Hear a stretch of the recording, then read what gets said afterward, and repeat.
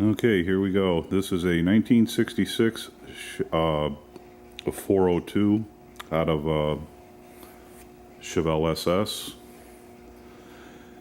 and I rebuilt it 14 years ago, coming this March, and let it sit for all of that time. I just went through the whole motor, made sure that everything is correct, and I built this little test cart here. My engine start cart, as I like to call it, and it's got everything it needs to start a motor.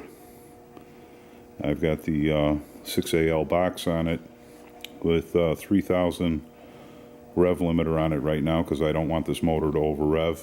Everything, the rings are fresh in it.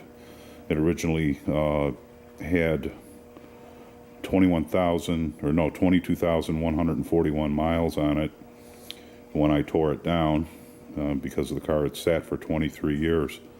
So I'm going to pause here, finish up the minor details, or some of us like to call them nightmares, and then we're going to start this thing up and break it in.